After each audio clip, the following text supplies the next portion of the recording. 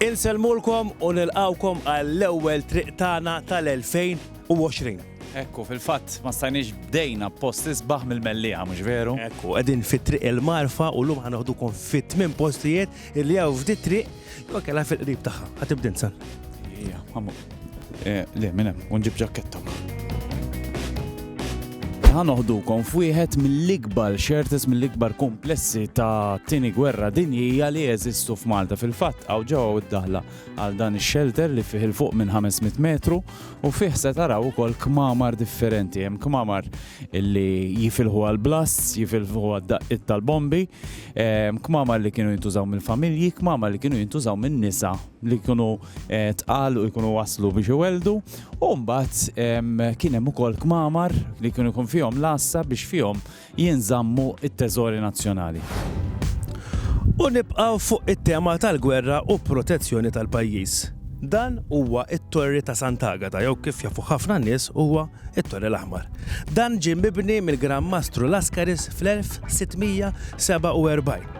U fi żmien dak l-iktar torri il-bogħod mill-Belt Valletta u kien iservu wkoll bħala mezz ta' komunikazzjoni ma' Għawdex. Tajjeb li ngħidu li dan it-torri kien mammar ukoll b'kanun u bi 30 soldat lesti għall-ġlied għal meta jiġi l-għadu. U l-kulur. Il-kulur f'waħda mir-restawrazzjonijiet li għamlulu kienu taħ dan il-kulur. U ħanajdlek baqa' famuż għalhekk issa għaddejja restawrazzjoni bħalissa wkoll.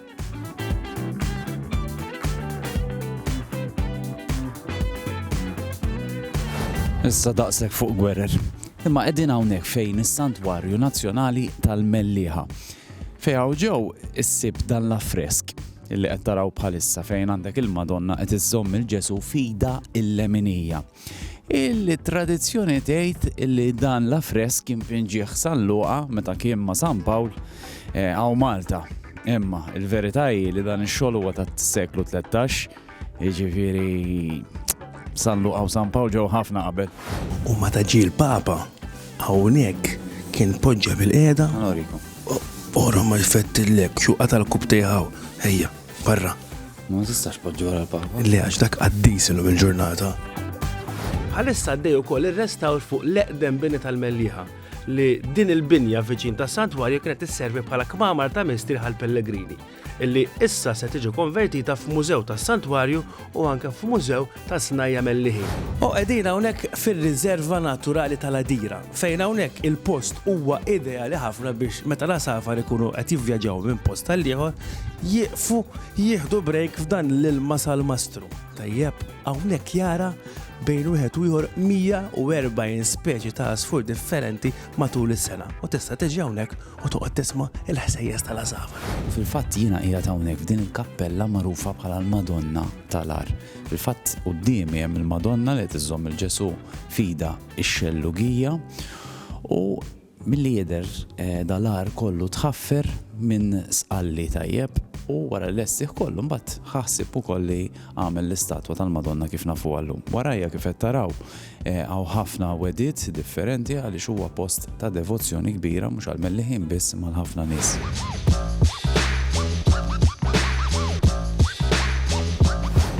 Mużew illi forsi mhux ħafna jafu bih huwa il-Mużew tat-Tunnara.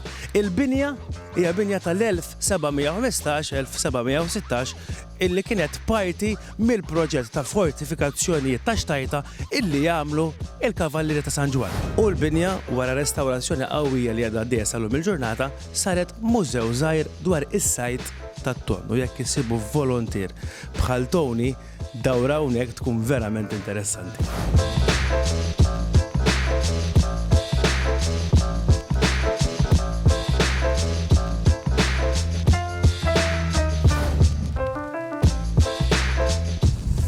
Jekk f'Malta hawn veduta ferm sabiħa. Din hija dik tal-bajja tal-Mellieħa. Anka disk għamlula ta' għajli, taf xi bajja oħra l-għandha disk? Miami Beach. Mwija, ma din hija l-ikbar bajja simgħu nisew, l-ikbar bajja li għandha r-ramel f'Malta, anka xkull bajja kollha r-ramel. Issa, le, għambajjiet bil-ġebel. Insomma.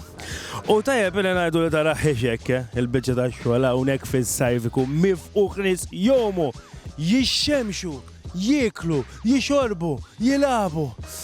Kemm nimmissjaħ is-sajf ħasra. Li dejjaqni r-ramel ċalqu minn hawn xed nintella. Issa nieħduk titlaħlaħ x'imkien. Fej. Flajn tal-Mellieħa li għal żmien twil serva bħala sors ta' ilma lin-nies tal-Mellieħa kemm biex jaslu ħwejjeġ, jixorbu, jew kellha bħal Sander biex jitlaħlaħ mir-ramel. Xarilleħja wkoll. U sinjuri, dak kien kollox għal din il-ġimgħa, narawkom il-ġimgħa d-dieħla u grazzi kbira lill-Kunsill Lokali tal-Mellieħa. Feċik peħ.